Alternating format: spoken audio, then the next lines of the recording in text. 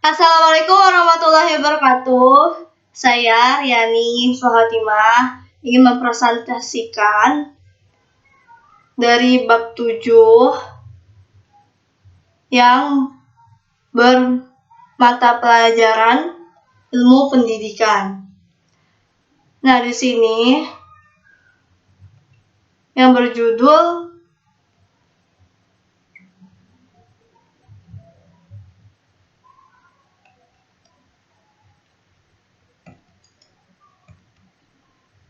Permasalahan Pendidikan Nasional. Nah, terdapat beberapa subbab. Yang pertama, A. Permasalahan pokok dan isu utama dalam pendidikan nasional. Yang B. Beberapa permasalahan pendidikan saat ini. Dan yang C. Upaya dalam mengatasi permasalahan pendidikan di Indonesia. Selanjutnya, di sini saya akan menjelaskan subbab yang pertama, yang A, permasalahan pokok dan isu utama dalam pendidikan nasional. Nah, menurut Umar Tirta Raharja tahun 2008 yang terdapat dalam bukunya halaman 232 sampai 237 yang menjelaskan di Indonesia terus membenahi sistem pendidikan nasional. Namun, dampaknya belum signifikan dalam pembangunan Indonesia. Karena belum optimalnya sistem pendidikan Indonesia seperti pemerataan pendidikan, mutu dan relevansi pendidikan, serta efisiensi dan efektivitas pendidikan yang menghalangi tercapainya tujuan pendidikan. Nah, di sini yang pertama, kita akan bahas masalah pemerataan pendidikan. Nah, di dalamnya terdapat pemerataan dan perluasan pendidikan atau disebut perluasan kesempatan belajar merupakan salah satu sasaran dalam pembangunan nasional. Hal ini dimaksudkan agar setiap orang mempunyai kesempatan yang sama untuk memperoleh pendidikan.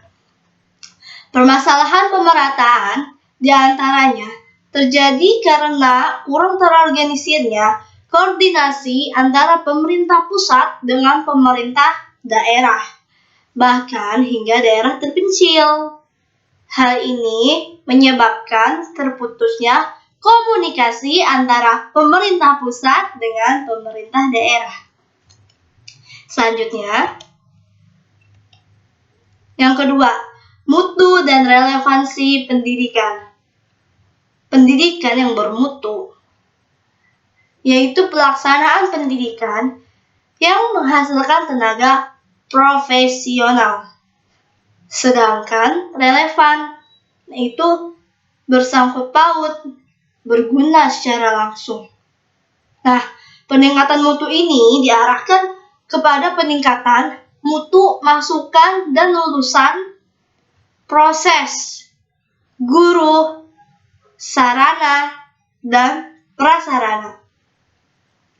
Rendahnya mutu dan relevansi dipengaruhi beberapa faktor, yaitu belum mampu menciptakan proses pembelajaran yang berkualitas, cenderung sekolah menjadi kurang fleksibel, dan tidak mudah berubah seiring perubahan waktu.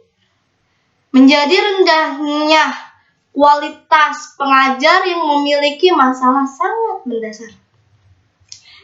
Selanjutnya, yang ketiga, efisiensi dan efektivitas pendidikan.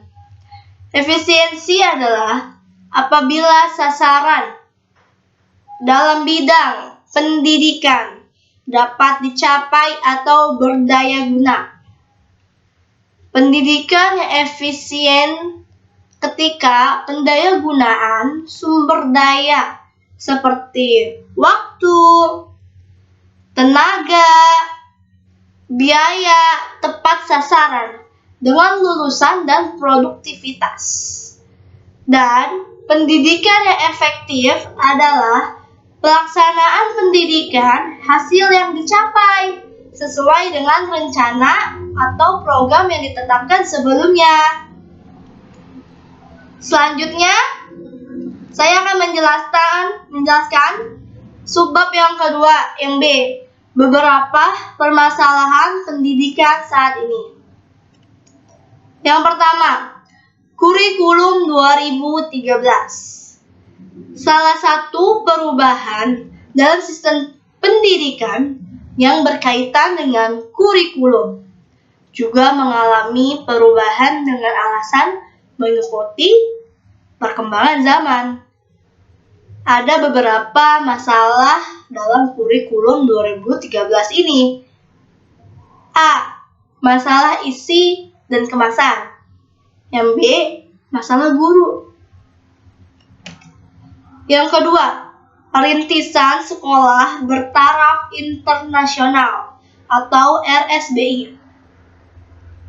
Artinya, sekolah yang menyiapkan peserta didik berdasarkan standar nasional pendidikan dan bertaraf internasional, sehingga lulusannya memiliki kemampuan daya saing internasional.